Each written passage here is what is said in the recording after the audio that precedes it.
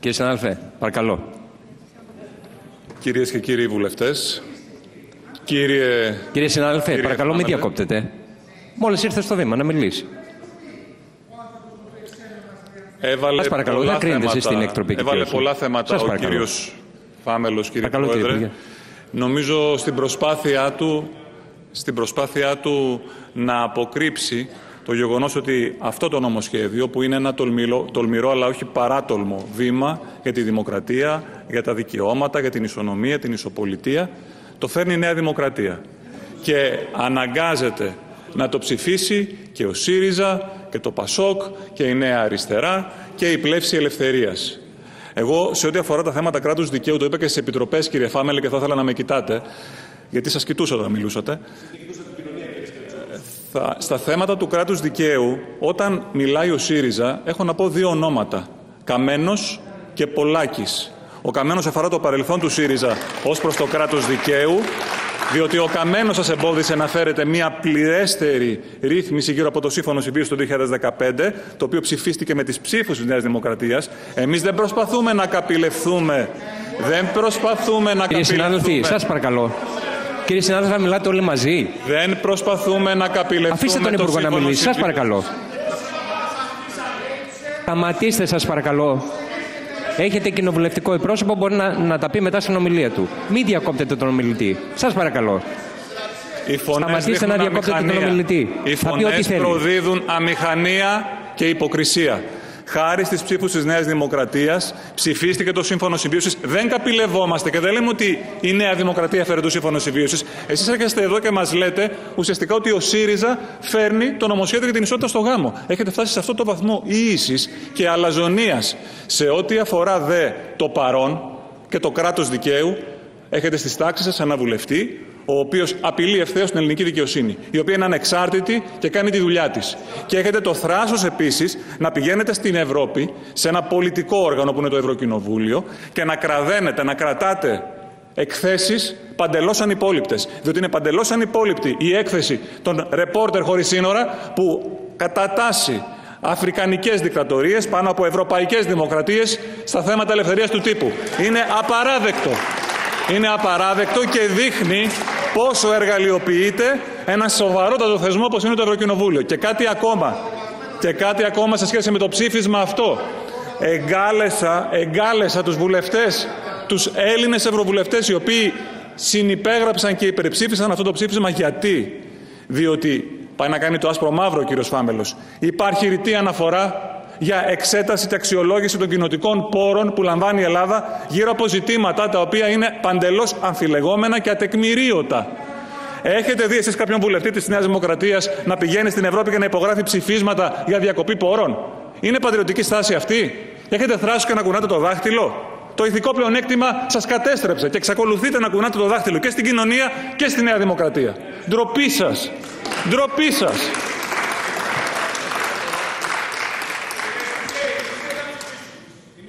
Κύριε συνάδελφε, ξέρετε γιατί είναι δυνατή η Νέα Δημοκρατία, κύριε Μπάρκα? Ξέρετε γιατί είναι δυνατή και πιο ανθεκτική και πιο ισχυρή και συνεκτική διαχρονικά στη μεταπολίτευση? Γιατί είναι ο καθρέφτης της ελληνικής κοινωνίας και δεν κουνάει το δάχτυλο στην ελληνική κοινωνία. Και μέσα στις τάξεις της, που επαναλαμβάνω, το είπα και πριν, είναι το κόμμα και η παράταξη που μας έβαλε στην Ευρώπη, μας κράτησε στην Ευρώπη όταν θέλετε να μας πετάξετε απ' έξω και θα μας κάνει πιο ευρωπαϊκούς. Η Νέα Δημοκρατία μέσα στις τάξεις της έχει υπεύθυνους πατριώτες που σκέφτονται και εκπροσωπούν όλη την κοινωνία. Και υπάρχουν κομμάτια της ελληνικής κοινωνίας που αυτήν την παρέμβαση την αντιμετωπίζουν με προβληματισμό. Και αυτοί οι άνθρωποι, αυτό το μέρος της κοινωνίας υπάρχει και μέσα στη Νέα Δημοκρατία. Δεν θα κουνάτε το δάχτυλο επομένως σε κανέναν, κύριε Φάμελε, σε κανέναν.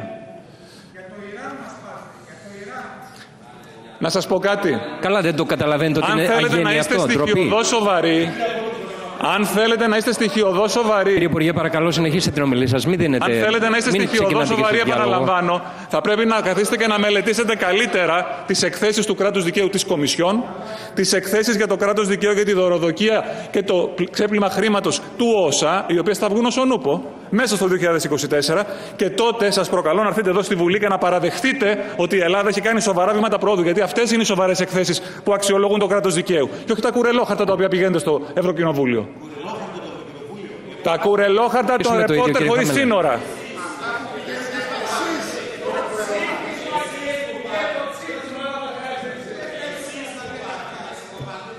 Επανέρχομαι στο θέμα μας, διότι ο κύριος Φάμελος μίλησε 30 λεπτά, εκ των οποίων αφιέρωσε τα 2 τρίτα σε άλλα θέματα πλην του νομοσχεδίου.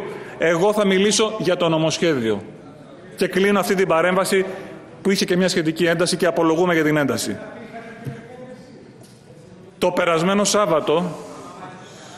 Σάββατο βρέθηκα σε μια πολύ χαρούμενη στιγμή 2 αγαπημένων φίλων και συναδέλφων στο γάμο τους, του Έρικ και της Αλεξάνδρας. Και σκέφτηκα ότι έχει γίνει πολύ εκτενής, πυκνός, ενδεχομένως και κουραστικός για κάποιους διάλογος γύρω από τα ζητήματα της ισότητας του γάμου, αλλά ένα θέμα το οποίο δεν έχει συζητηθεί είναι το εξής. Γιατί παντρεύονται οι άνθρωποι? Τι είναι αυτό που φέρνει 2 άγνωστους ανθρώπους έως πρότινος κοντά? Τι είναι αυτό που τους κάνει να θέλουν να γίνουν οικογένεια? Και γιατί έρχεται σήμερα, στον 21ο αιώνα, με καθυστέρηση σε σχέση με άλλες ευρωπαϊκές χώρες, μια ομάδα συμπολιτών μας να διεκδικεί με πάθος και με ένταση να αποκτήσει αυτό το δικαίωμα? Στη σύγχρονη εποχή που έχει αφήσει πίσω της τον γάμο από προξενιό, τον γάμο από συμφέρον, τον γάμο ως πλαίσιο μιας στενά αναπαραγωγικής διαδικασίας, κενής συναισθήματος όμως, νομίζω πως αυτό που τελικά φέρνει 2 ανθρώπους κοντά, αυτό που μας κάνει να θέλουμε να δώσουμε δημόσια όρκους πίστης, όρκους δέσμευσης, είναι η βαθύτερη ανάγκη να αγαπήσουμε και να αγαπηθούμε. Γιατί τι νόημα έχει μια ζωή χωρίς αληθινή αγάπη? Να αποκτήσουμε έναν ή μία σύντροφο και συμπαραστάτη για τα καλά και για τα άσχημα της ζωής. Να βρούμε, γνωρίζοντας ότι είμαστε ατελείς υπάρξεις, το άλλο μας μισό, που θα μας συμπληρώσει και θα μας ολοκληρώσει. Να μοιραστούμε, να γευτούμε, να δημιουργήσουμε με τον συνάνθρωπό μας το μαζί. Μία ένωση μεγαλύτερη και σπουδαιότερη από το άθροισμα των μερών της, που μπορεί να οδηγήσει ή μπορεί και να μην οδηγήσει σε νέους ανθρώπους, σε 1 ή περισσότερα παιδιά. Να νικήσουμε μαζί με τον άνθρωπό μας τον φόβο του θανάτου και να αφήσουμε πίσω μας, φεύγοντας, ένα κάποιο αποτύπωμα. Κάτι καλύτερο από αυτό το οποίο βρήκαμε. Υπάρχει πολλή ελπίδα, αγάπη, φόβος, υπάρχει πλούτος και βάθος ανθρώπινων συναισθημάτων πίσω από την επιλογή συντρόφου. Υπάρχει μια ανάγκη, δεν είναι επιθυμία, είναι μια βαθύτερη πανανθρώπινη ανάγκη. Να γίνουμε πραγματική οικογένεια με έναν άλλον άνθρωπο. Η οικογένεια υπάρχει εκεί έξω, η οικογένεια εξελίσσεται, μετασχηματίζεται και ο νομοθέτης τι καλείται να κάνει? Καλείται να ακολουθεί αυτές τις εξελίξεις. Δεν ρωτούν το Κοινοβούλιο οι άνθρωποι που ενώνουν τις ζωές τους για το πώς θα πραγματώσουν τα όνειρά τους, όποια και είναι αυτά. Το κάνουν ήδη. Έχει γίνει ήδη. Από τον Σέξπιρ και τον Ερωτόκριτο, οι νέοι υπερέβαιναν τον νόμο, τον πατέρα εκείνες τις εποχές, για να πραγματοθούν στην αγάπη και στο όνειρο. Και από την Αντιγόνη, οι ηθικές αξίες που εκπορεύονται από την αγάπη για τον άλλον, είτε αυτός είναι αδερφός, είτε είναι σύντροφος, αντίκρουσαν τον νόμο. Και έγιναν νέος νόμος, πιο ανθρώπινος, που έγινε μετά συνείδηση και όλης της κοινωνίας. Αυτή είναι η φύση μας και αυτός είναι ο ρόλος του καλού νομοθέτη. Εδώ πρέπει να πούμε το εξής. Ο γάμος από έρωτα και η θεμελίωση της οικογένειας πάνω στο υπόδειγμα της αγάπης είναι ο πυρήνας της νεωτερικής κοινωνίας, της πυρηνικής οικογένειας και του σύγχρονου ανθρώπου. Είναι αυτό το οποίο μας διαφοροποιεί από το Μεσαίωνα και από την αρχαιότητα. Ο νομικός μας πολιτισμός μπορεί να μην εξετάζει τα αίτια και τα κίνητρα του γάμου, όμως διασφαλίζει σε όλες του τις διαστάσεις την ελεύθερη βούληση και την αυτονομία του ανθρώπου. Επιτρέπει γι' αυτό να λήξει ένας κακός γάμος.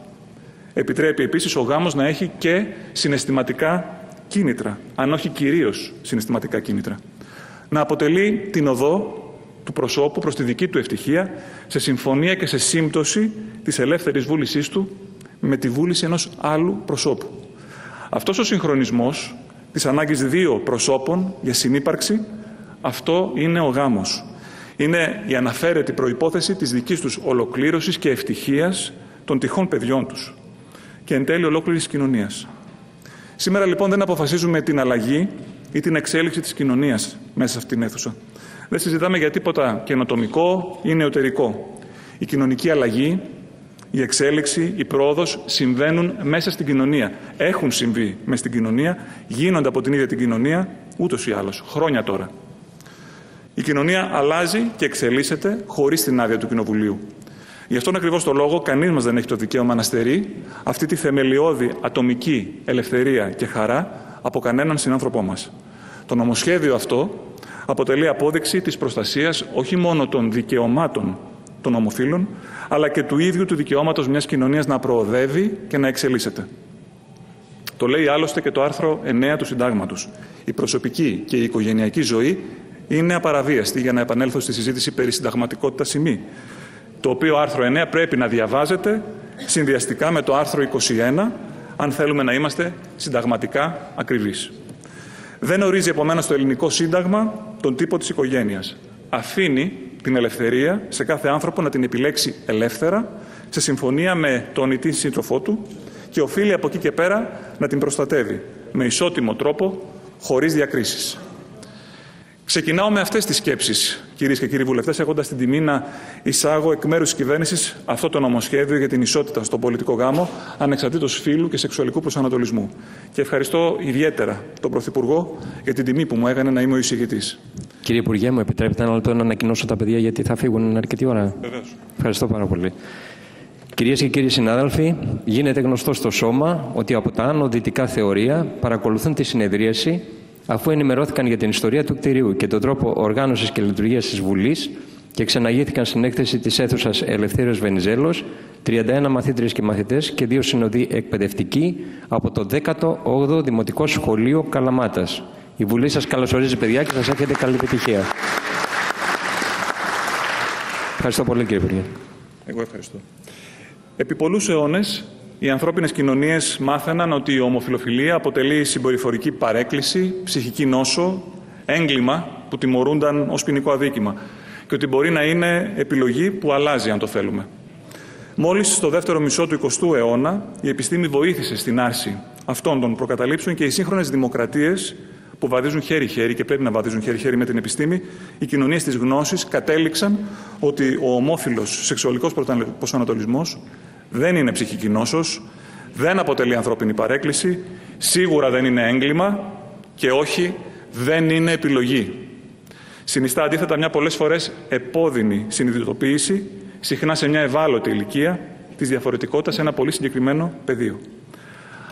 Αυτές οι συνέπειες δεν δικαιολογούνται πλέον στον 21ο αιώνα, στην κοινωνία της γνώσης και της κοινωνικής δικαιοσύνης. Ακριβώς για αυτό το λόγο, δεν είναι ανεκτό δημοκρατικά οι συνάνθρωποι μας με ομόφυλο σεξουαλικό προσανατολισμό να έχουν λιγότερα ατομικά, πολιτικά ή κοινωνικά δικαιώματα από την πλειονότητα.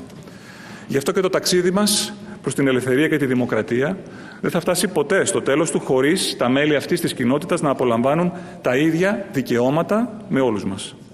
Είναι απάνθρωπο να τιμωρούνται και να καταδικάζονται σε μια ζωή στο σκοτάδι και στο περιθώριο, επειδή είναι διαφορετικοί από την πλειονότητα, ενώ δεν βλάπτουν κανέναν με την προσωπική και οικογενειακή του ζωή.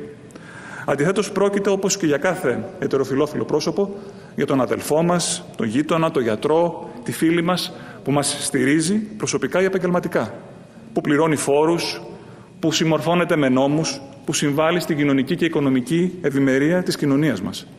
Γι' αυτό και είναι άδικο να αναγνωρίζουμε μόνο σε μερικούς επιφανείς ομοφυλόφιλους το δικαίωμα στην εκεντρικότητα, αλλά όχι σε όλους το αναφέρετο δικαίωμα στην κανονικότητα, που τελικά γεννά ασφάλεια, ευημερία και ευτυχία.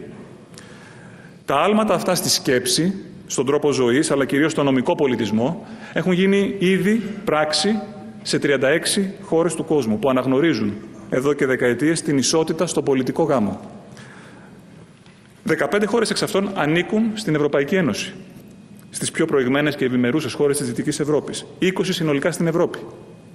Αντίστοιχα, και αυτό ίσως αποτελεί έκπληξη για κάποιους, ακριβώς επειδή τα δικαιώματα των παιδιών και των συμφέρον των παιδιών να μεγαλώνουν μέσα σε ένα ασφαλές περιβάλλον ιεραρχούνται ως πολύ σημαντικά, 39 χώρες σε όλο τον κόσμο και 23 στην Ευρώπη, δηλαδή περισσότερες από ό,τι για τον γάμο, αναγνωρίζουν ως από κοινού γονείς τα ομόφυλα ζευγάρια που μεγαλώνουν παιδιά.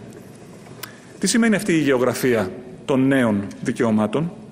Ότι σήμερα που μιλάμε υπάρχουν πολλοί Έλληνες, πολλές Ελληνίδες που αναγνωρίζονται ως ομόφυλοι σύζυγοι και γονείς με παιδιά σε άλλες ευρωπαϊκές χώρες. Αλλά μόλις περνούν τα ελληνικά σύνορα και μπαίνουν στην πατρίδα τους, αυτή τους η ιδιότητα πάβει να υπάρχει. Τα παιδιά τους μένουν απροστάτευτα στην καθημερινότητα, μένουν απροστάτευτα αν τους συμβεί κάτι κακό. Ορισμένοι λοιπόν αντιτίθενται στο νομοσχέδιο. Ζητούν να προστατευτεί η εθνική παράδοση και η ηθική στην Ελλάδα. Σε ποια ηθική άραγε αναφερόμαστε και σε ποια παράδοση? Είναι στην παράδοσή μας να αφήνουμε απροστάτευτα παιδιά, ενώ είναι Ελληνόπουλα, να μην τους δίνουμε την ελληνική ηθαγένεια? Είναι στην παράδοσή μας να μην τους δίνουμε δικαίωμα στην υγεία, στην ασφάλιση, στην κληρονομιά, όπως και στα υπόλοιπα παιδιά? Απλώς και μόνο επειδή οι γονείς τους έχουν διαφορετικό σεξουαλικό προσανατολισμό από την πλειονότητα?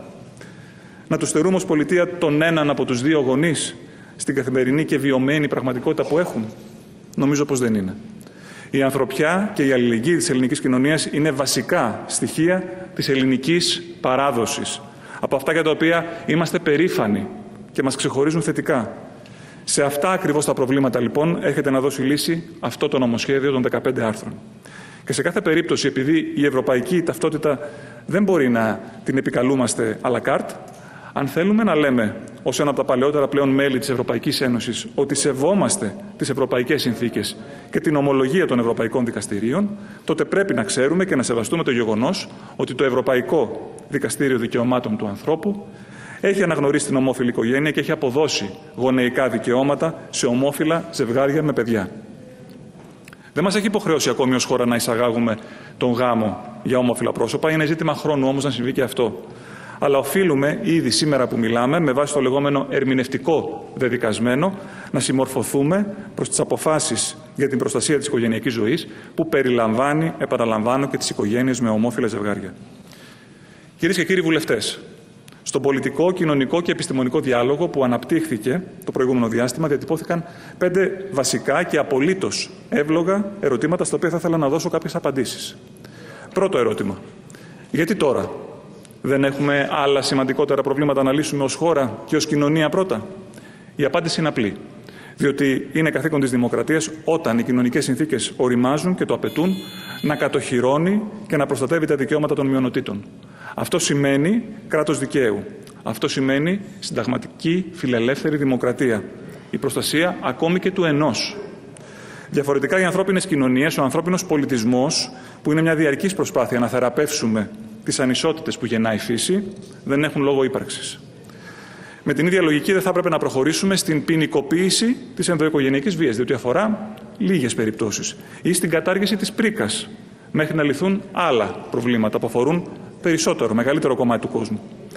Η ισότητα στο γάμο ήταν προγραμματική δέσμευση της Νέας Δημοκρατίας και του Πρωθυπουργού και θα περίμενε κανείς κριτική ως προς το αν δεν ήμασταν συνεπείς για αυτά τα οποία εκλεγήκαμε και αυτά τα οποία δεσμευθήκαμε να κάνουμε στη δεύτερη θητεία.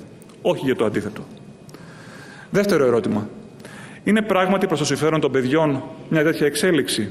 Μήπως τα βλάψουμε αντί να τα προστατεύσουμε? Μπορούν παιδιά να μεγαλώνουν με 2 άντρες χωρίς μητέρα ή με 2 μητέρες? Μας έχει απασχολήσει αυτό το θέμα, διότι απασχολεί την κοινωνία και δεν θα κάναμε ποτέ κάτι το οποίο είναι κόντρα στο συμφέρον και στα δικαιώματα των παιδιών. Η επιστημονική έρευνα που έχει γίνει εκτενώς σε άλλες χώρες που προηγούνται στα ζητήματα αυτά και τα έχουν νομοθετήσει και κατοχυρώσει είναι ξεκάθαρη. Καταθέτω τις 75 μελέτες, επιστημονικές μελέτες και αναφορές που δηλώνουν με αδιαφυσβήτητο τρόπο ότι τα παιδιά που μεγαλώνουν με ομόφυλα ζευγάρια δεν καταγράφουν κάποια αρνητική απόκλιση ως προς την κοινωνική, ακαδημαϊκή, ψυχολογική τους ανάπτυξη ή σημαντικές στατιστικές διαφοροποιήσεις ως προς το σεξουαλικό τους προσανατολισμό από τα υπόλοιπα παιδιά. Οι απόψεις όλων των επιστημονικών φορέων κατά την ακρόασή τους την περασμένη εβδομάδα συνέκλειναν σε αυτό το συμπέρασμα. Ο νόμος που θα προκύψει από αυτό το κοινοβούλιο δεν θα γεννήσει παιδιά. Τα παιδιά αυτά ήδη υπάρχουν και θα συνεχίσουν να υπάρχουν. Ο νόμος θα τα προστατεύσει και θα τα κατοχυρώσει, δίνοντας δικαιώματα που σήμερα δεν αναγνωρίζονται. Άλλωστε, ας μην ξεχνάμε ότι οι ομοφυλόφιλοι συμπολίτες μας από ετεροφιλόφιλους γονείς γεννιούνται. Τρίτον, γιατί δεν λύνουμε τα όποια ζητήματα προκύπτουν με το Σύμφωνο Συμβίωσης? Είναι καταρχήν σίγουρα θετικό, ως ένα απτό δείγμα κοινωνικής εξέλιξης και προσαρμογής, ότι αυτή η πρόταση έρχεται από όσους καταψήφισαν το Σύμφωνο Συμβίωσης πριν μερικά χρόνια και τώρα αναγνωρίζουν τη χρησιμότητά του. Ωστόσο, μια τέτοια λύση θα αποτελούσε διεθνή πρωτοτυπία μεταξύ των 39 χωρών που αναγνωρίζουν ομόφυλες οικογένειες και ταυτόχρονα θα υπέσκαπτε τη σοβαρότητα και τη συνοχή του νομικού μας πλαισίου, αφού θα σήμαινε τη δημιουργία ενός παράλληλου, ενός δεύτερου και διακριτού οικογενειακού δικαίου, ειδικά για τους ομοφυλόφιλους συμπολίτες μας, που θα είχε ακριβώς τα ίδια δικαιώματα και υποχρεώσεις με τον πολιτικό γάμο, αλλά θα ονομαζόταν κάπως αλλιώς. Θα αναγνώριζε επίσης παιδιά με κηδεμόνα ή επίτροπο αντί για γονέα, δηλαδή πάλι παιδιά δεύτερης κατηγορίας. Θα δημιουργούσαμε έτσι νέες αδικαιολόγητες διακρίσεις, ενώ σκοπός μας είναι να τις μειώσουμε αυτές τις διακρίσεις. Τέταρτο ερώτημα. Όμως η Εκκλησία διαφωνεί. Γιατί να συγκρουστούμε μαζί της? Τιμώ και σέβομαι την Ελληνική Ορθόδοξη Εκκλησία. Είναι συνεπής στη θέση της έναντι του πολιτικού γάμου. Όμως σε πολλά πεδία ρύθμισης της κοινωνικής και πολιτιακής ζωής υπάρχουν διαφορετικές απόψεις της Ορθόδοξης Εκκλησίας, η οποία παραδοσιακά οφείλει να είναι απόλυτη και αυστηρή στους θεολογικούς της κανόνες. Δεν συγκρουστήκαμε μαζί της για την αποτέφρωση, δεν συγκρουστήκαμε μαζί της για τον πολιτικό γάμο, δεν χρειάζεται να γίνει κάτι τέτοιο ούτε τώρα προφανώς. Άλλωστε και η Εκκλησία διδάσκει την αγάπη. Και αυτό το νομοσχέδιο πραγματώνει και αναγνωρίζει ακριβώς αυτό, την αγάπη. Και τέλος, πέμπτο ερώτημα. Κινδυνεύει η κοινωνική συνοχή, κινδυνεύει η πυρηνική οικογένεια, η μητρότητα, η πατρότητα? Μήπως ανοίξουμε το κουτί της Πανδώρας και σε άλλες εκδοχές ενώσεων? Το αντίθετο. Είναι ακριβώς η οικογένεια, είναι ακριβώς η πυρηνική οικογένεια, δηλαδή γονείς με παιδιά, σε όλες τις μορφές της, είναι ακριβώς η μητρότητα, η πατρότητα, η παιδική ηλικία που προστατεύονται με αυτό το νομοσχέδιο και δεν εισάγονται επουδενή και ενοφανείς όροι, όπως γονέας 1 ή γονέας 2, και σε καμία περίπτωση επίσης, σε καμία από τις 39 χώρες του κόσμου που έχουν κατοχυρωθεί τα δικαιώματα αυτά, δεν έχει προκύψει ή δεν έχει νομοθετηθεί κάποια άλλη παράδοξη οικογενειακή ένωση. Πρόκειται για τερατολογίες που απλά πετάνε την μπάλα στην εξέδρα για να μην συζητήσουμε επί της ουσίας. Η αγάπη, η ισότητα, η ειλικρίνεια είναι το θεμέλιο μιας δεμένης οικογένειας και η νομική κατοχύρωση είναι η προϋπόθεση μιας σταθερής οικογένειας. Η δε αγάπη προς τον πλησίον, δηλαδή η αλληλεγγύη, μαζί με την ελευθερία, είναι τα θεμέλια μιας συνεκτικής κοινωνίας. Ποιος θέλει να ζει σε ανελεύθερες κοινωνίες χωρίς σταθερές οικογένειες? Από πότε η ελευθερία, η ισότητα, η ειλικρίνεια, η αγάπη, η αλληλεγγύη αποτελούν απειλή για οποιονδήποτε, αποτελούν απειλή για μια κοινωνία? Αντιθέτως, τα θεμέλια της πυρηνικής οικογένειας και της κοινωνίας θα γίνουν πιο ισχυρά. Υπάρχει, ξέρετε, μια γελιογραφία που δείχνει ένα νέο άντρα που λέει: «Αφήστε με, σας παρακαλώ, να παντρευτώ τον άντρα που αγαπώ, γιατί διαφορετικά θα παντρευτώ την κόρη σας». Περισσότερη ελευθερία, περισσότερη αγάπη και ειλικρίνεια θα οδηγήσουν σε πιο υγιείς κοινωνικές και οικογενειακές σχέσεις, σε πιο βαθύς δεσμούς αγάπης και πίστης προς τον άλλον. Δεν μιλάμε εδώ για κάποιον άκρατο δικαιωματισμό. Εδώ μιλάμε για δύο φύλλα. Μιλάμε για άντρες και γυναίκες. Για τίποτε άλλο. Το νομοσχέδιο δεν αλλάζει τίποτα επίσης ως προς το πλαίσιο της ιατρικώς υποβοηθούμενης αναπαραγωγής, που παραμένει ένα δικαίωμα για τις γυναίκες κατόπιν ιατρικής γνωμάτευσης και απόφασης. Και δεν δημιουργεί κανένα νέο δικαίωμα απόκτησης παιδιών με αυτόν τον τρόπο εντός Ελλάδος.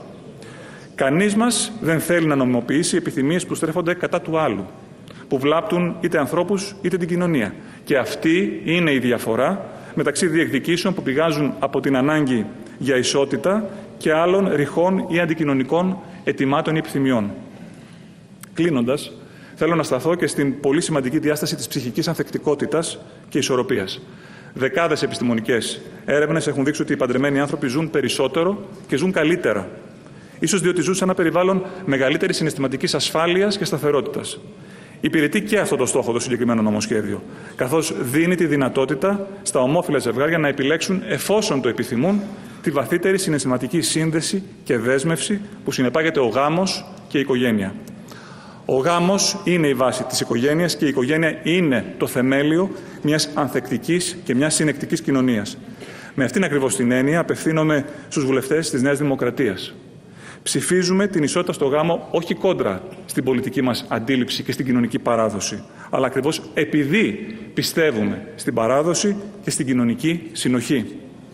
Διότι έτσι εντάσσουμε την εξέλιξη των κοινωνικών δικαιωμάτων στην παράδοσή μας. Και τελικά έτσι δημιουργούμε μια πιο ισχυρή κοινωνία, μια πιο ισχυρή πατρίδα, ένα πιο ισχυρό έθνος. Ο Πρωθυπουργός Κυριάκος Μητσοτάκης υπερψήφισε το Σύμφωνο Συμβίωσης λίγες μόλις εβδομάδες πριν εκλεγεί αρχηγός της Νέας Δημοκρατίας. Στη συνέχεια εξελέγει πρόεδρος της Νέας Δημοκρατίας και εξελέγει 2 φορές πρωθυπουργός της χώρας. Και αυτό συνέβη διότι έχει πείσει την πλειονότητα της ελληνικής κοινωνίας ότι εργάζεται και ενδιαφέρεται για όλους τους πολίτες, χωρίς διακρίσεις, χωρίς αποκλεισμούς. Αυτό απαιτούν οι πολίτες από εμάς. Αυτό απαιτούν να εργαζόμαστε καθημερινά, αδιάκοπα, για να κάνουμε την Ελλάδα μια πιο δίκαιη, μια πιο ευημερούσα χώρα. Μια πιο ισχυρή και ανθεκτική πατρίδα, όπου οι πολίτες μας θα αισθάνονται ελεύθεροι, δημιουργικοί, ασφαλείς και ευτυχισμένοι. Και μια τελευταία λέξη σε ένα πιο ανθρώπινο τόνο. Θα ήθελα να απευθυνθώ σε όλους και όλες εδώ μέσα, σε αυτή την αίθουσα. Ας βάλουμε τους εαυτούς μας στη θέση γονιών που μεγαλώνουν παιδιά με ομόφυλο σεξουαλικό προσανατολισμό και που τα αγαπούν βαθιά. Αλλά που ταυτόχρονα κάποιοι από αυτούς νιώθουν και φόβο και αγωνία και αμφιβολία. Είναι συνάνθρωποι μας της διπλανής πόρτας, μπορεί να είναι συγγενείς μας. Τους απασχολεί τα παιδιά τους, δεν αναγνωρίζονται ως ισότιμα μέλη της κοινωνίας. Και ανησυχούν γι' αυτό. Έχουν κάθε δικαίωμα να ανησυχούν γι' αυτό. Ας σκεφτούμε την ανακόφιση που θα νιώσουν αυτοί οι άνθρωποι όταν δουν ότι η πολιτεία αναγνωρίζει επιτέλους ως ισότιμα τα παιδιά τους. Ας δώσουμε μια ευκαιρία στην αγάπη, ας δώσουμε μια ευκαιρία να αγαπήσουμε περισσότερο τον εαυτό μας και τους γύρω μας. Είναι μια πράξη επαναστατική και ταυτόχρονα μια πράξη αυτονόητη που μπορεί να κάνει καλύτερη την ατομική ζωή, τη συλλογική συνύπαρξη και εν τέλει τη δημοκρατία. Γι' αυτόν και για όλους τους άλλους λόγους που ανέφερα, σας καλώ να υπερψηφίσετε αυτό το νομοσχέδιο. Ευχαριστώ πολύ. Ευχαριστούμε πολύ τον κύριο Σκέτσο.